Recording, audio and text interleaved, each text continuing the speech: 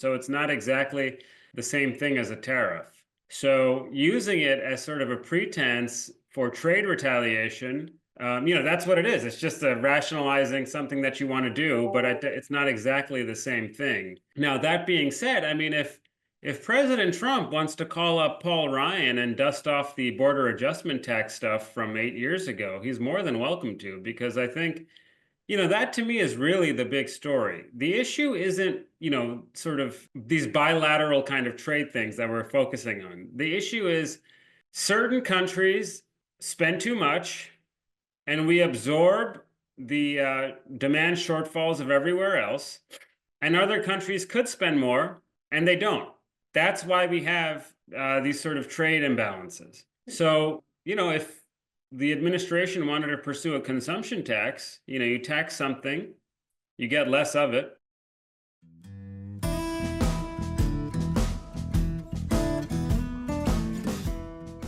Welcome to RenMac Off Script, where we'll discuss markets, economics, policy, history, and life. It is the 14th of February, 2025. I'm Jeff DeGraff.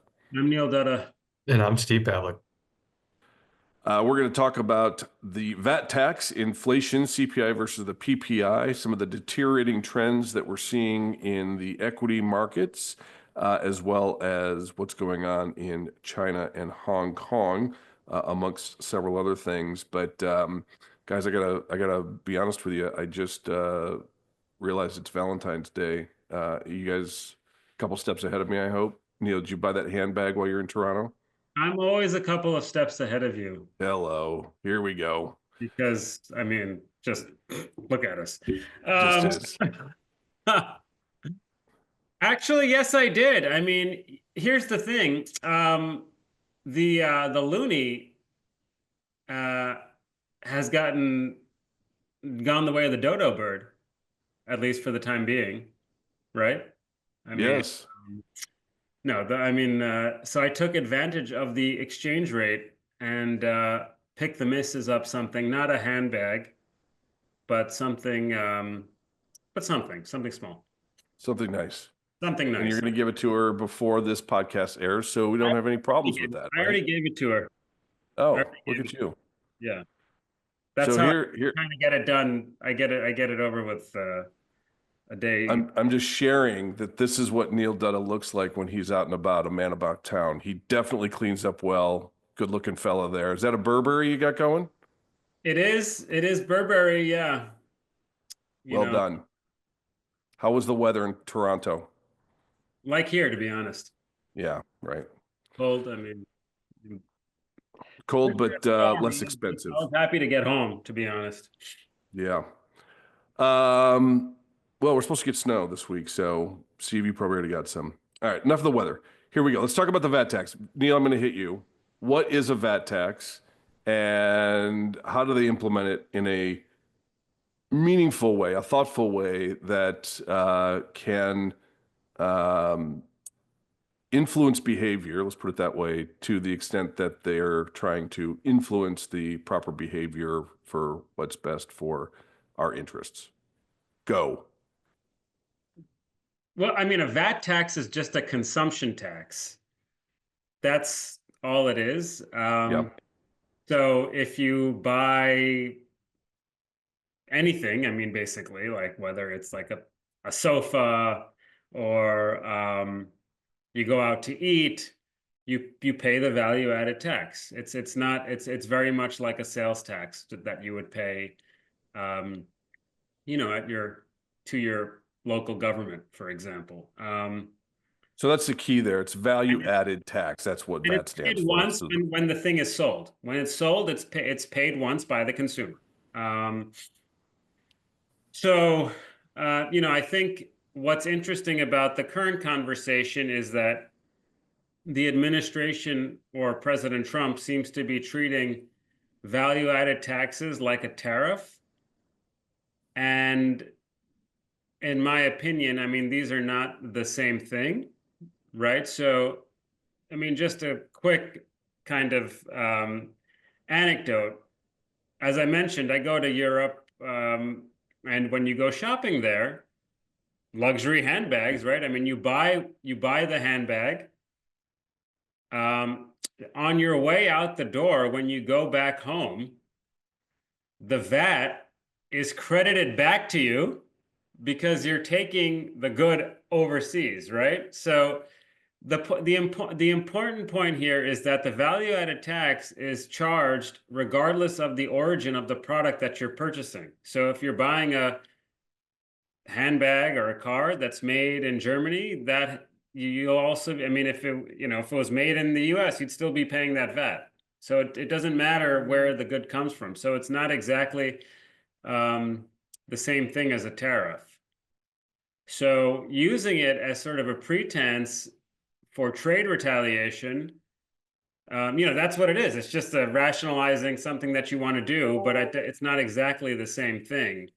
Um, Now, that being said, I mean, if President Trump wants to call up Paul Ryan and dust off the border adjustment tax stuff from 8 years ago, he's more than welcome to, because I think, that to me is really the big story. The issue isn't, sort of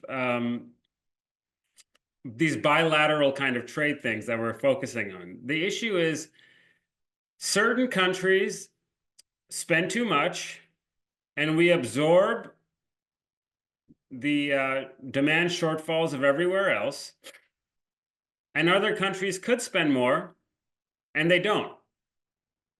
That's why we have these sort of trade imbalances.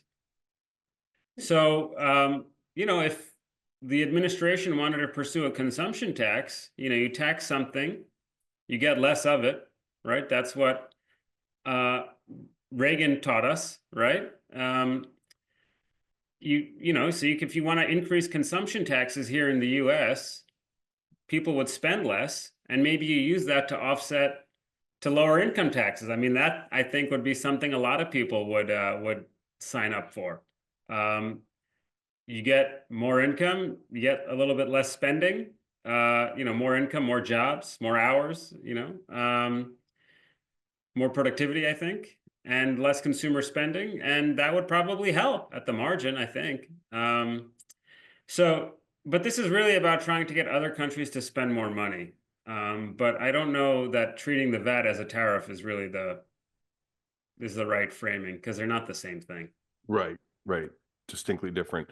Steve, does the administration run the risk of, and I think you've made this point of crying wolf, kind of putting things out there, but seeming to come back much, much softer? And, is the world catching on to this policy? And if so, does that then kind of force a harder line that could lead to a bigger mistake? Potentially. I mean, you started getting into game theory and the risk of miscalculation on the other side. If other countries' leaders feel that Trump's just bluffing here and they try to call his bluff, you back Trump into a corner, he's probably going to have to go ahead and follow through on the tariffs. And that might catch them and market participants off sides, lead to a large correction. And that's probably the worst case scenario, because then they have to respond, the other side. And that's when you get into the unintended escalating tariff war with no clear off ramp. That's the worst case scenario. There's also the possibility that Trump's still waiting to get more members of his trade team in place before following through on some of these threats. I think with respect to Canada and Mexico, look, that has been suspended until March 4th. You talk about the steel and aluminum tariffs that goes into effect March 12th. Canada and Mexico got exemptions last time as part of the USMCA deal. So to me, I think they're sort of more or less around the same time. Would it surprise me to see another 30-day extension? Not really, because you're going to have to do that March 14th government funding fight that I think the White House is going to have to deal with. I think with Trump, the idea of the sort of rolling deadlines, while not necessarily good from a market standpoint, because you're going to get persistent uncertainty, I think that's the way you sort of try to hold these other world leaders to account for the concessions that they're going to make. And so that's sort of what I see moving forward is, just sort of delaying the deadlines. But at some point, as you mentioned, there's the risk that somebody miscalculates and we sort of unintentionally go down this path. Well, if you're talking game theory, the Nash equilibrium is zero. So just, that's just putting that out there. What's interesting is as we look at the global markets, and I'll talk about China, Hong Kong, but even Germany, we're actually seeing the ACWI index, which is the all world or all country world index, outperformed the S&P 500 here over the last several weeks, might be as long as a month. So, we actually in this, maybe contrarian way here are seeing global equity indices perform much better with this threat of tariffs that is over the world, or over the dark cloud over the world, actually performing better. And I just go back to, is this a buy the rumor, sell the news, or in this case, sell the rumor, buy the news type of event, where people were more worried about, what the possibilities of a Trump election would be versus the actual outcome. So we'll see. But there's some really interesting things going on from a global perspective. All right, Neil, I see you chomping at the bit. I mean, if people are looking through it, right? I mean, or they're calling his bluff, so to speak, and the Yeah. markets aren't responding to it, the risk is that if he ends up doing it, then the market sells off.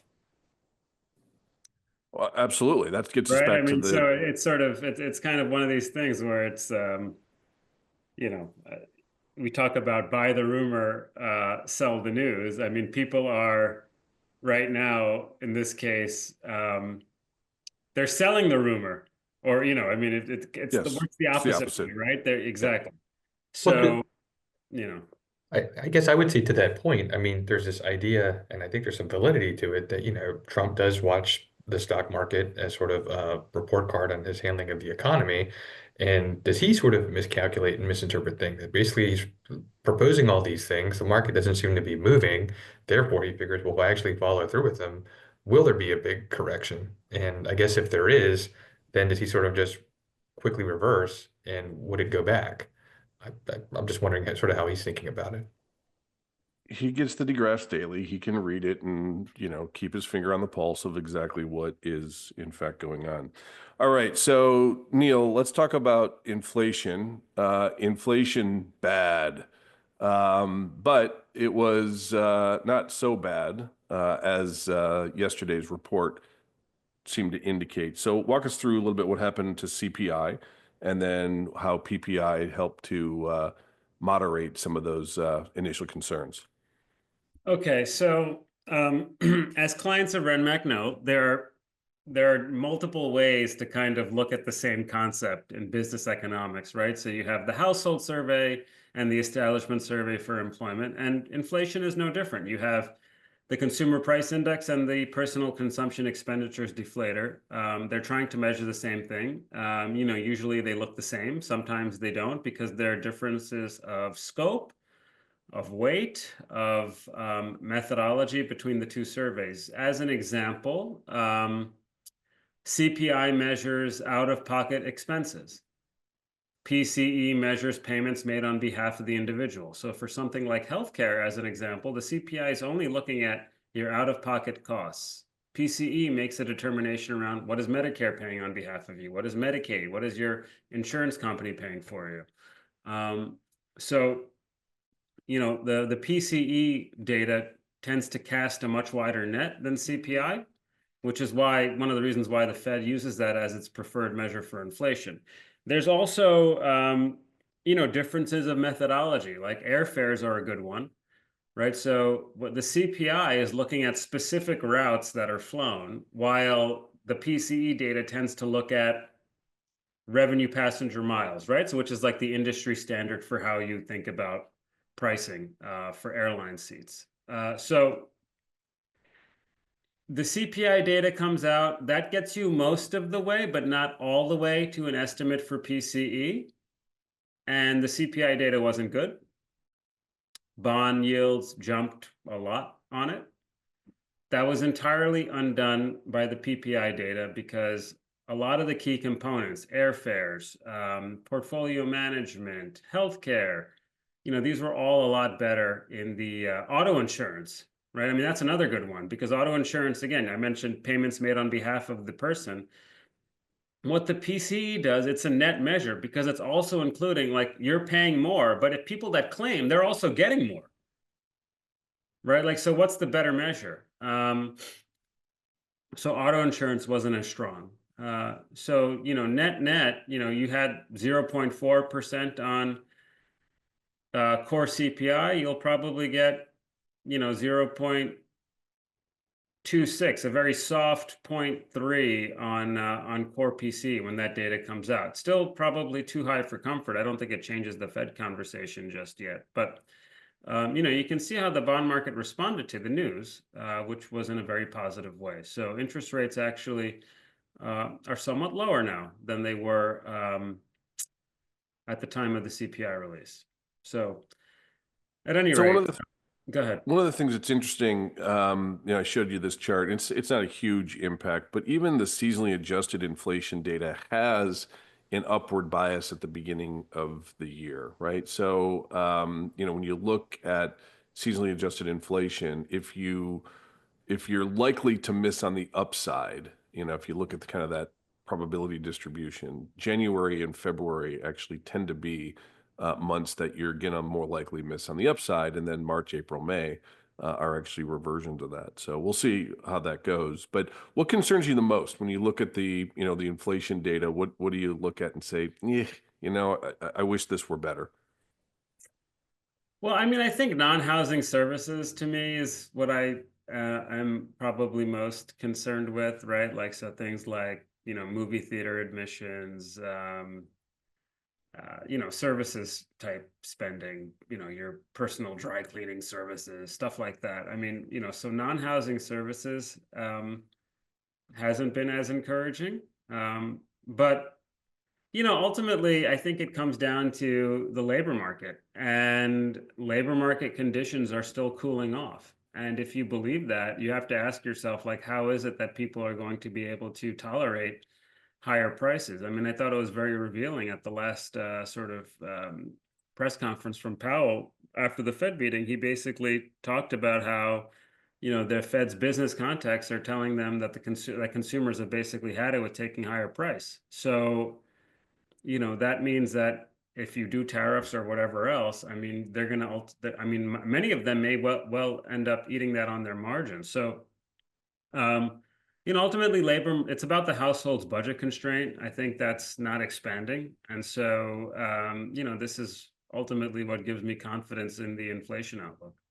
So one of the things that we've been bullish on for really a year now, after we saw that capitulation signal in January of last year, has been Asia, both China and Hong Kong. Hong Kong being a little bit more mature, has always been a backdoor way for non-Chinese investors to get access to the Chinese market through Hong Kong, and really it was based on initially part of our SERM work, which just showed that the rolling alpha was just excessively negative, and that tends to be pretty good news for equity markets. But we've obviously seen a kick in with the strength and momentum and a trend change, and I think that really stands out to us as something that's bullish and going to continue. If you look at Chinese tech as an example, while the U.S. tech doesn't look bad, the semis look bad, but the software and equipment names generally look better, particularly communication equipment. But Chinese tech looks unbelievably good. It's breaking out, it's confirming on a relative basis, it's helping to lead that market.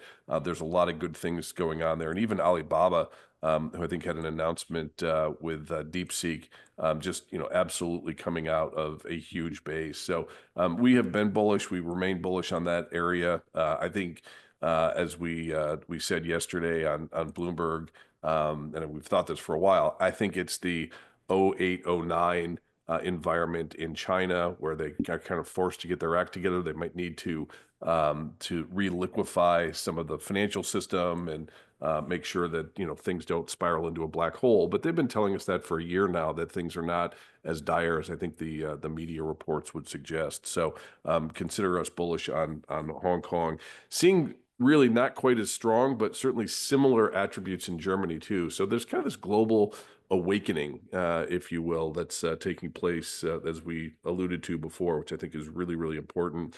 The other thing in Hong Kong that just jumps out to us is, and this is true in Germany too, but we're seeing net outflows in ETFs. So this kind of buy-in, if you will, just is not that strong, and that tends to be bullish. I know it feels like you want to go with the crowd. Eventually, you do, but in the early stages of a trend change, usually the crowd will be fighting that change in trend, and that's one of the things that gives us confidence of what's going on. I would say, when we look around the world, and I should say specifically at the U.S., one of the things that we're seeing that's a little uncomfortable is this contraction in the number of names or percentage of issues that are in kind of traditional uptrends. So one way that we measure that is what's the percentage of issues in the market that have their 50-day moving average above their 200-day moving average. That's known when that happens. That's known as a golden cross. When the 50-day cross is below the 200-day, that's known as a dark cross. It's very simple. It's not overly complicated, but it tends to work. It certainly gets you on the right side of things. It can be late or lag a little bit, but it keeps you in trends a lot longer than people normally tend to stay within those trends in this business. The problem here is that we've come from, called the mid 70s at the beginning of the year to something that's right around 57% now. So just over half the names are in uptrends, which obviously with a market that is flirting with a new high, you have to ask yourself, well, where's the weakness, and is this a divergence that is portending something that's a little bit more bearish as we go forward?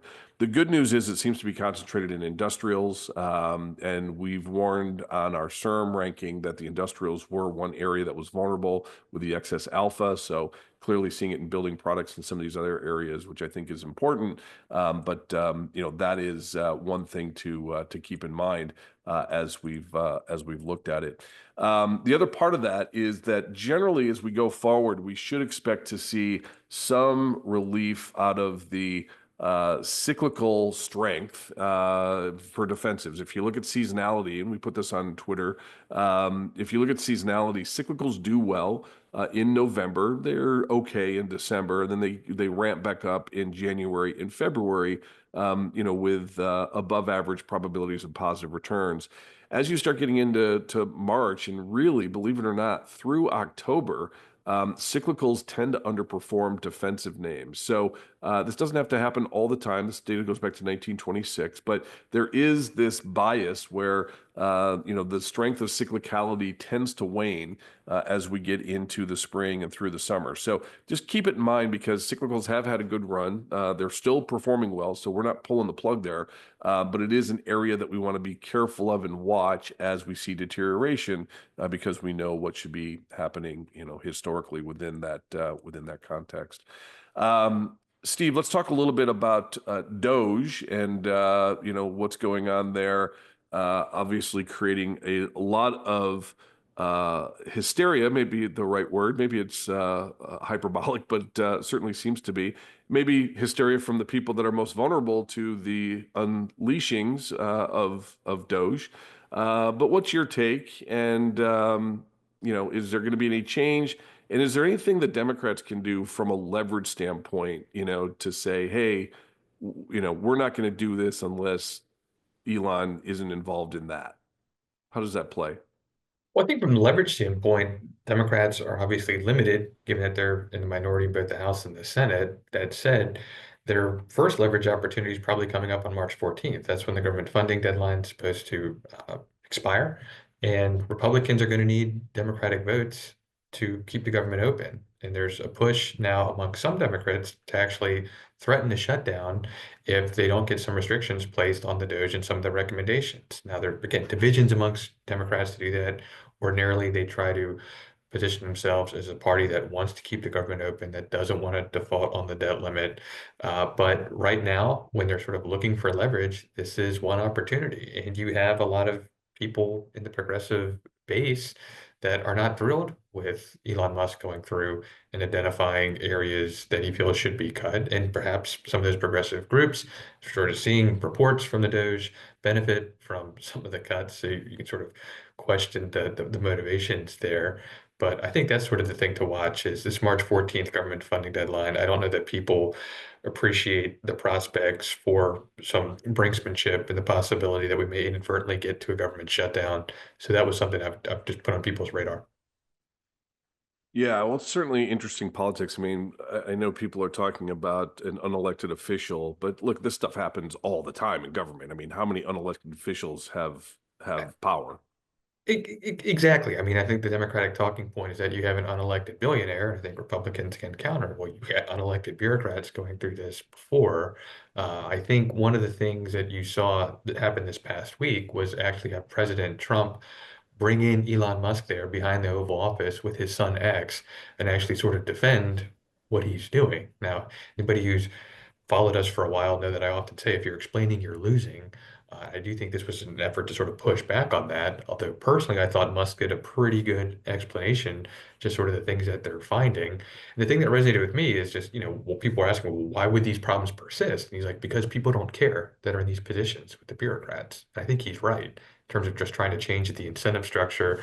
And look, at the end of the day, elections are usually sort of a result of, are people happy with the status quo or do they want some change? And I think at this point, President Trump feels that he was elected sort of on this change mandate, sort of suggested that come in here with a disruptive approach. People, I don't think, are happy with the way things were going, so they're giving a little leeway. You saw that in a CBS poll where Trump had a 53% approval rating there. That's the highest he's ever had there.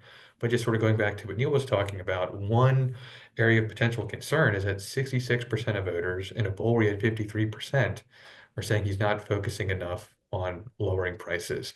And so I sort of bring that also back to where we began the conversation on the trade front. Is Trump sort of fearing some political blowback? And is that influencing his approach now to tariffs? He's sort of saying, I don't want to have Democrats attack me for being responsible for price increases moving forward.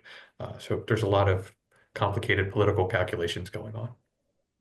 It's always shocked me, and we'll get it on the criticism for us as well here on the podcast, is people dunking on people's success. Like why is it a liability that he's a successful businessman? I mean, he's got his flaws. We all do, right? But I love the idea that, oh, it's, we want to just sit around and listen to a bunch of rich people or a bunch of successful people. I'm like, well, what's the alternative? You want to listen to unsuccessful people? Like, what do you learn off of that? Like, that doesn't make any sense to me. So this whole notion that you have somebody in here who's clearly, a once in a generation talent in a lot of different ways, and we just want to dunk on him for being successful. Like that does not resonate to me. Okay, he's a billionaire, he's the richest guy in the world, and that's a problem. Okay, if he's shady, fine, but he was in the D camp as of 5-6 years ago, and now he's not. So doesn't take long. I think we ought to embrace his success and the idea that he could 100%. apply some of And this. everyone's success. We should embrace everybody's legitimate success.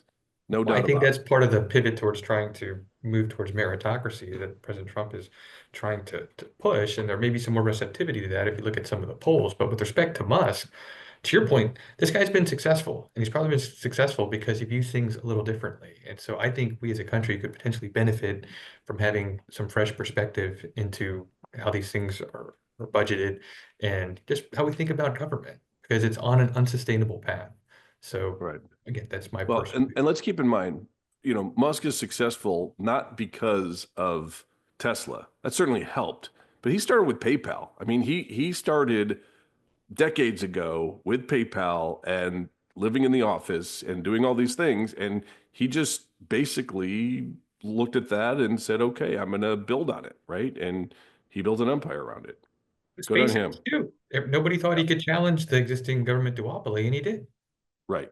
And does it cheaper? That's the other thing. People are like, well, he's getting all these contracts. Like, yes, because they're more efficient than what we had. It's just clearly a better product that he's providing.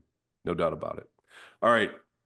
We're going to go to the RenMac mailbag with our own mailman, producer, Mr. Harry Chen. Harry, what do you have for us this week in terms of the mailbag? Okay, thanks, Jeff. We have the question from Andrew Davis today. The question is, gold has had different narratives over time.